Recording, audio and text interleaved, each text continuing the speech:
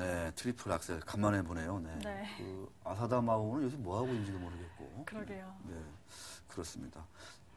안도 미키인가요? 네. 얼마 전에 애를 낳았다고 네. 해가지고. 네. 우리 김연아 선수는 또 열심히 또 하계 훈련하고 있겠죠. 네. 네, 동계 훈련 대비해, 동계 그렇죠. 올림픽 대비해서. 자, 오늘 들고 온 얘기가요.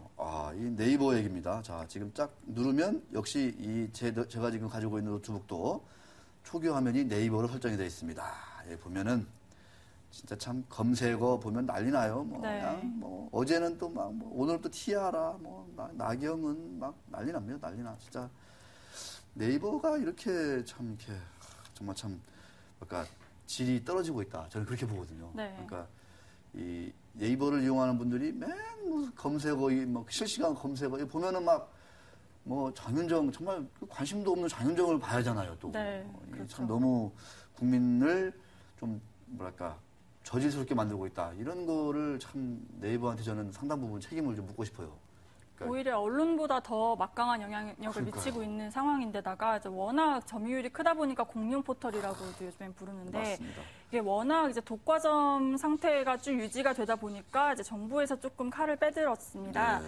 오늘 그 새누리당 산하의 여의도 연구소가 인터넷 생태계에 대한 규제 논의를 하는 간담회를 여는데요. 이게 사실상 생태계 규제. 이게 사실상 뭐 네이버를 겨냥한 거라고 봐도 무방할 것 같은데요.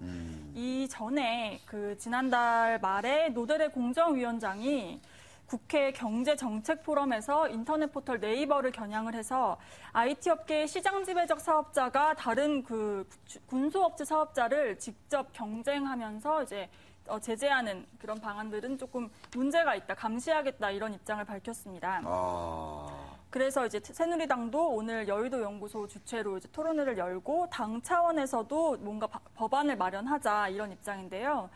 그 대형 포털 업체들이 컨텐츠 제공 업체들을 상대로 단가 우려치는 이런 구조들 개선돼야 한다. 네. 이런 풍토라면 한국에서는 뭐 잡스나 주커버그 같은 이런 혁신적인 사람들이 나오기 힘들다. 이래서 네이버 독식 방지법이라는 거를 좀 검토 중이라고 이렇게 밝혔습니다. 야, 네이버 독식 방지법. 네.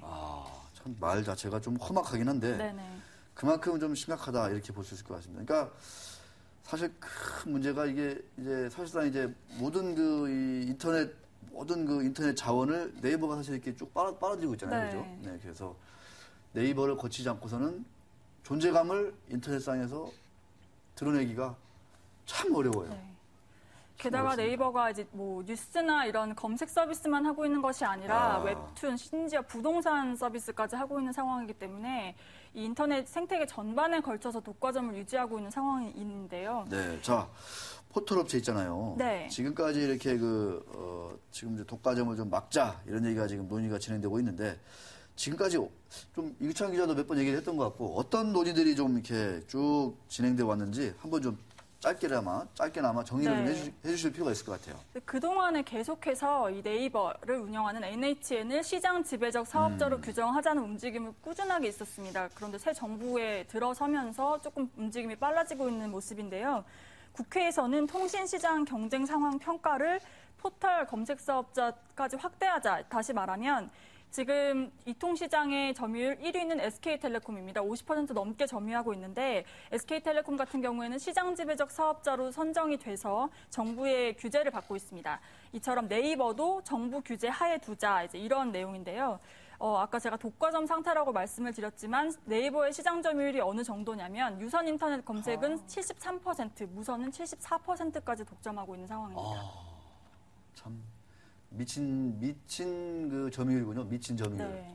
73, 74. 네네. 그러니까 이제 이 무선 검색도 이제 거의 10분의 네, 그렇죠. 7, 8을 다 네이버가. 네. 게다가 이제 뉴스 스탠드라는 새로운 그 뉴스 서비스를 도입하고 나서는 모바일에서는 뉴스가 이제 실시간으로 헤드라인이 뜨기 때문에요. 맞아요. 오히려 무선으로 옮겨가는 사람들이 더 늘었다고 합니다. 오히려 더 네.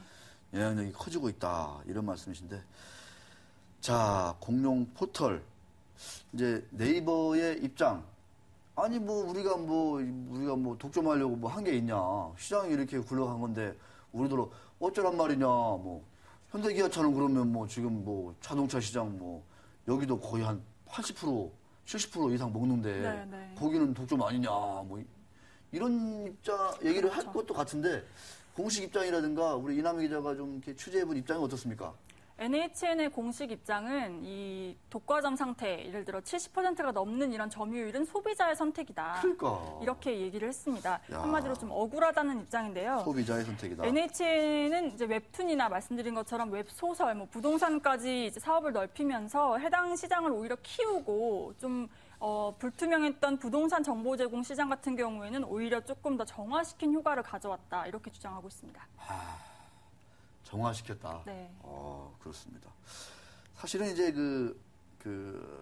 저는 사실 그런 생각도 있어요. 그러니까 소비자의 선택 이런 거, 그러니까 소비자가 똑똑해야 된다. 네. 저는 사실 그런 측면도 있거든요. 네. 그러니까 지금은 이제 자동차 산업만 해도 이제 그 동안에 사실 맹목적으로 이제 소비자들이 현대기아차만 샀잖아요. 네. 물론 이제 뭐 기아차가 이제 기아그룹에서 이제 부도가 나면서 현대차 그룹으로 넘어왔지만 하여튼 맹목적으로 이 현대기아차만 소비자들이 샀거든요. 물론 이제 대안도 이제 당시에는 별로 없었지만. 네. 근데 이 네이버만 해도 이 네이버 뭐 이렇게 막 실시간 검색을 하든가 네이버에서 만드는 이런 이슈 같은 거 이런 것들이 다 그냥 뭐 이렇게 그냥 진짜 무슨 연애 뭐 까시비고 다 이렇잖아요. 별 도움 안 되는 거거든요. 네. 그럼에도 불구하고 그냥 초딩, 중딩, 고딩부터 해가지고 저 나이 드신 막 60, 70 노인분들까지 그냥 네이버만 가가지고 이러고 있잖아요. 그렇죠. 그러니까 이 소비자가 만든 측면이 좀 있어요. 네. NHN의 주장도 뭐 크게 틀린 바는 아니라고 느껴지는 이유도 거기에 소비자들이 있습니다. 그런 걸 좋아하는데 어쩌란 말이냐 뭐 이런 거거든요, 사실은. 네네. 그러니까 유권자가 똑똑해야 정치가 이렇게 좀 깨끗해지고 바로 잡히고 이런 거 똑같은 거 같아요. 투자자들이 똑똑해야 주식시장이 제대로 갑니다. 이게 진짜 정확한 얘기예요. 우리 사이버 상의 이 소비자들, 네티즌들이 똑똑하고 건강해야 돼요. 그래야지 이렇게 되는 거지. 뭐 진짜 뭐 장윤정 집안에 막 혼탁한 고소 TV 나와가지고 막 TV에는 그걸 또 왜 이렇게 보도합니까? 네. 왜? 근데 그거를 또 열심히 또 좋다고 또 봐요. 우리 또 소비자들은 또 이거 어쩌란 말이에요, 도대체 이거. 이 기자. 네. 또 시간이 별로 없는데. 자, 그래서 이제 여의도 연구소가 이제 생태계, 인터넷 생태계 논의를 하고. 네. 그 향후 이제 공정위도 이게 지금 독과점이냐 아니냐 뭐 이제 판정을 할 텐데.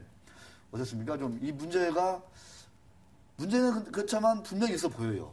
왜냐면 과정이 어쨌든 간에 결과적으로 지금 완전히 시장을 이제 공룡처럼 장악해버렸기 때문에 새싹이 자라지 않는다는 거잖아요. 네, 그렇습니다. 이 네이버에서는 우리 안으로 들어와라, 우리가 싹을 틔워줄게 이렇게 얘기하겠지만 네. 그거는 사실은 좀 말이 안 되는 거죠. 네네. 좋은 생태계라는 거는 다양한 데서 싹이 자라야 되거든요. 네. 네이버 안에서만 싹이 자라면 안 되는 거죠. 그건. 네, 그래서 그러면 또 이제 한 번에 훅 갈 수 있으니까 편식을 하게 되면 독식을 하게 되면 문제 해결은 어떻게 앞으로 이루어질까요? 일단은 그 독점 규제 방지법을 만들겠다고 했기 때문에 네. 아까 말씀드린 것처럼 SK텔레콤이 규제를 받는 것처럼 조금의 규제를 받으면 뭐 물론 지금의 시장 지배적인 행위라든지 이런 건 조금 완화가 될 수 있을지 모르겠지만 말씀하신 것처럼 소비자들의 선택에 따라서 계속 이런 상태가 유지될 가능성도 좀 있어 보입니다. 바꿀 수 있겠느냐? 뭐 이런 말씀도 해주셨습니다. 아, 네이버 정말 뭐 우리가 몇 번 말씀드렸지만 이런저런 규제에 대비해서 일본으로 많이 간다잖아요. 또 네. 규제를 피해서 그런 거 보면 네이버의 브레인이 똑똑해요. 제가 볼 때. 네. 똑똑합니다. 제가 네이버 갈래다가 못 갔잖아요. 진짜 정말 진짜 이런 얘기 하면 또 하면 안 되는데 아우 막 네이버 잘 나가는 거 보면 배 아파 죽겠어요. 배 아파 죽겠어요. 그때 갈 걸. 자. 저는 그 네이버한테 그런 부탁드립니다. 다른 건 다 모르겠어요. 그러니까 뭐 소비자 선택이니까 모르겠는데 정말 좀 전 국민이 관심을 끄는 그런 어떤 그 아젠다 있잖아요. 이슈들. 정말 그런 거를 좀 이렇게 좀 건강하게 좀 도움이 되는 쪽으로 좀 많이 좀 이렇게 이끌어 갔으면 좋겠다. 그런 거는 네이버에서 할 수 있을 것 같아요. 티아라 아름이 탈퇴했다. 이런 거는 지금 네이버 1, 2, 3, 세 번째 지금 막 이슈에 올라가요. 뭐. 거울의 배신? 거울의 배신은 뭔지 모르겠어요. 나이지리아 2경기 146골. 이게 우리 먹고 사는데 뭔 도움이 됩니까, 이게? 정말 진짜 백해무익한, 백해무익은 아니죠. 백해는 아니니까. 그러니까 무익한 거거든요, 사실 어떻게 보면요. 막 이렇게, 가십, 그냥 뭐, 스트레스 해소. 네. 해소 정도밖에 배출구, 막 이런 거밖에 아닌 거잖아요. 정말. 자, 그런 거를 이남희 기자도 많이 좀 취재해 주세요. 좀. 알겠습니다. 네. 소비자들도 많이 좀 문제가 있다고 좀 네. 지적을 해주셔야 돼요. 정말. 큰일입니다, 큰일 정말. 어휴, 정말 큰일입니다. 자, 통신사 얘기로 넘어가도 잠깐 쉬었다 가나요? 어떻게 합니까? 바로 가나요? 네, 제가 말을 괜히 많이 했네요. 이렇게 쉬는 코너도 없는데. 자, 두 번째 이슈는 뭐냐? 이거 또 제가 또 부끄러워지네요. 천차만별 휴대전화 보조금. 호객님 포함 PRM은 어떻게 해야 되나요? 이렇게 또 뽑아주셨는데 참 당황스럽습니다. 네. 제가 이거. 자, 이 기자. 네. 그 주변에 보면은 비싸게 휴대폰을 교체했다. 뭐 이런 얘기도 많이 들리고 하는데, 자, 호객님 안 되게 몇 번 말씀도 해주셨잖아요. 네, 그렇습니다. 자, 그런데 아직도 또 이런 일이 있나요? 어떤가요? 이번 아이템은 좀 민원이 굉장히 많이 들어왔던 건이라서 한번 민원. 이제 말씀을 좀 드려야겠다 싶어서 이제 처리를 이번에 담았는데 민원, 네. 프로그램을 담당하고 있는 오재은 PD도 그렇고 저희 보도국에도 몇 분 계세요. 호객님이 되신 분들이 몇 분 계신데 호구 플러스 호객.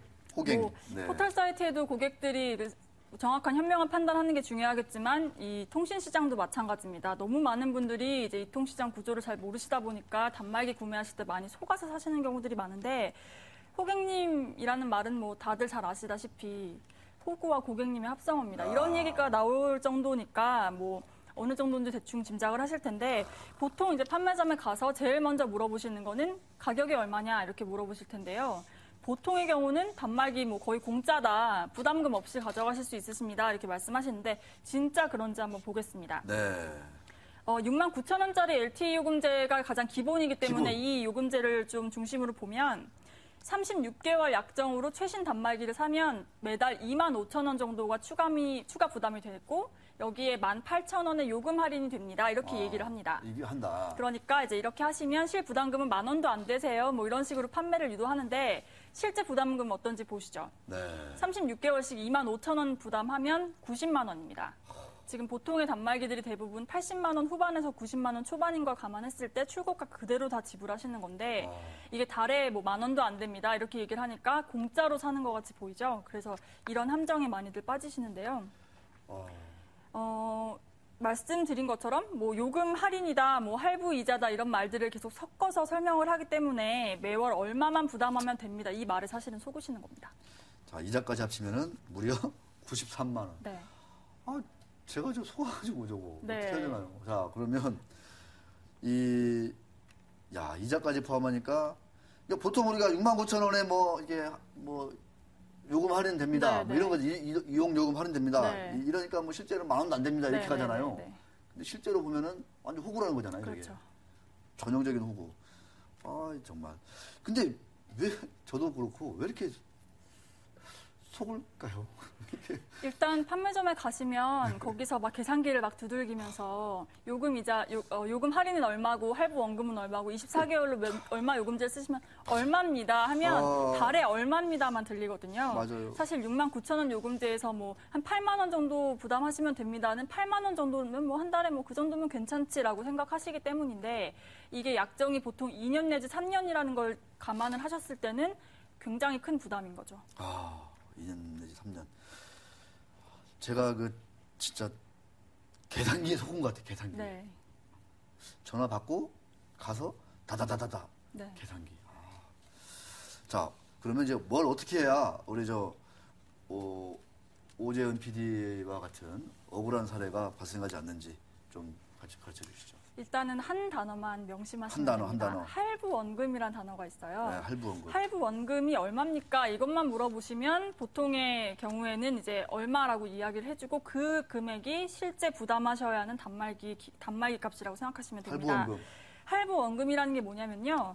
이 단말기 출고가에서 이통사와 제조사가 제공하는 보조금을 뺀 실제 가격인데 예를 좀 들어서 보시면 갤럭시 S4는 출고가가 89만 9,800원에 출시가 됐습니다. 근데 할부원금이 얼마예요 했는데 62만 원입니다 하면 거기에 27만 9,800원이 보조금으로 실렸구나라고 생각하시면 되고 네. 내가 부담해야 하는 기기의 총 금액은 62만 원. 그리고 2년 약정일 경우에는 달에 2만 5,800원을 지불하면 되는구나 이렇게 생각하시면 됩니다. 그러니까 돌아다니시면서 특정 기종의 할부원금이 얼마입니까 이렇게 물어보시면 어떤 곳은 62만 원, 어떤 곳은 59만 원 이렇게 부르는 값이 제각각일 거예요. 그 가운데 가장 저렴하다고 생각하시는 곳을 찾아가서 바꾸시면 됩니다. 야, 실제 좀 그 판매한 예를 한번 좀 저기 쭉 보시겠습니다. 네. 저게 참 많이 당하기 이제 때문에. 이게 인터넷에 떠 있는 그 실제 판매 예시인데 이 사이트 같은 경우에는 아주 친절하게 할부 원금을 표기를 해놨죠. 오. 저 기기의 출고가는 95만 4,800원인데 네. 이런저런 요금제 할인과 뭐 다 합했을 때 내셔야 하는 부담금은 50만 4,800원이라는 겁니다. 그래서 달에 13,000원 정도 부담하시면 된다 이건데 저런 경우에 보통 판매점에 가시면 지금 실구매 가격에 31만 원이라고 되어 있죠. 네. 31만 원이면 이 기기 사실 수 있습니다라고 이야기를 합니다. 그렇기 때문에 속는 건데요. 그렇게 실구매 가격을 물어보지 마시고 할부 원금을 물어보시면 정확한 가격을 파악하실 수 있습니다. 할부 원금. 네. 그래서 할부 원금이 저렴하면 어떤 일이 일어나냐면 오히려 본인이 내는 요금제보다 더 적은 금액이 청구되는 경우가 생깁니다. 예를 들어 5만 5천 원 요금제를 썼을 때 할부 원금 30만 원짜리 기기를 샀다면 네. 부담해야 되는 달 월별 금액은 5만 2,100원인데요. 그러면 오히려 3천 원을 페이백을 받으실 수 있습니다. 그렇게. 오호. 오히려. 네. 그래서 작년에 17만 원 갤럭시 3가 나왔을 때는 네. 굉장히 많은 분들이 17만 원의 갤럭시를 사서 6만 9천 원 이런 LTE 요금제 쓰시면서 오히려 돈을 돌려받으신 경우도 꽤 많아요. 그럴 수 있겠구나. 저도 그러면 다시 좀, 어차피 약정이 걸려있군요. 지금. 그래서 또 하나 알려드리고 싶은 게 네. 휴대폰을 구매를 했는데 뒤늦게 할부원금이 너무 비싸다는 거 그러니까. 파악을 하신 경우라면 개통 철회를 신청하시면 되는데요. 개통 철회. 14일 개통하시고 2주 안에만 개통 철회를 요구하시면 됩니다. 단순 변심인 경우에도 공정거래법상 개통 철회가 가능하니까 네. 관련된 서류하고 단말기를 가져가셔서 개통 철회를 해달라고 당당하게 요구하시면 됩니다. 어차피 저는 이래저래 해당이 안 되는 거군요. 그러면 끝까지 좀 이렇게 가야 되겠군요. 자, 알겠습니다. 참 억울하지만 어쩔 네. 수 없습니다. 자, 이 소비자 입장에서는 이제 가격이 참 많이 변한다. 이런 것도 하나의 좀 이제 고민거리예요. 네네. 좀 이런 소비자들한테 우리 이 기자가 전해주는 어떤 가이드라인이라고 해야 될까요? 그런 거를 좀 마지막으로 짧게 좀 한번 해주시죠. 네, 보조금이라는 게 주가 변동처럼 매일매일 조금씩 바뀌기 때문에 이걸 체크하기가 참 어려운데요. 보조금, 네. 그 보조금이라는 거는 어차피 판매 장려금이기 때문에 정부에서 정해놓은 가이드라인이 있습니다. 27만 원인데요. 이걸 바꿔서 얘기하면 어떤 단말기든 27만 원을 뺀 그 금액이 여러분이 사실 수 있는 최고 비싼 금액이라는 걸 기억하시면 됩니다. 네. 예를 들어서 89만 원짜리 단말기라면 62만 원이 가장 비싼 금액이다. 62만 원 이하로 구매하시면 뭐 많이 손해는 보지 않으신 거라고 생각하시면 됩니다. 네, 알겠습니다. 자, 소비자가 똑똑해야 당하지 않고 또 제 권리를 또 주장할 수 있고, 네, 또 회복할 수 있고 찾아먹을 수 있다 이런 생각이 드는 것 같습니다. 그럼 저는 이제 참 이제 한 1년 정도 1년이 된 것 같은데 앞으로 한 1년 정도 이제 기다릴 수밖에 없는 거군요. 네. 알겠습니다. 그때는 또 어떤 상술로 저를 또 현혹시킬지 네. 귀추가 주목되지 아니할 수가 없네요. 네. 그때는 사례자로 제가 한 번 더 분석해드리는 날이 왔으면 좋겠습니다. 날이 왔으면 좋겠다고요. 네. 네, 알겠습니다. 자, 외국인이 선물시장에서 50만 개를 맞이해서 한 10,000계약 정도로 순매수를 보이는 것 같습니다. 코스피 지수가 밀리지 않는 그런 원동력이 되는 것 같습니다. 자, 이 기자의 어떤 그 똑똑한 소비자가 되는 어떤 하나의 그 지름길, 가이드 이런 것도 한번 잘 들었던 것 같습니다. 이남 기자, 오늘 말씀 고맙습니다. 수고하셨습니다. 감사합니다.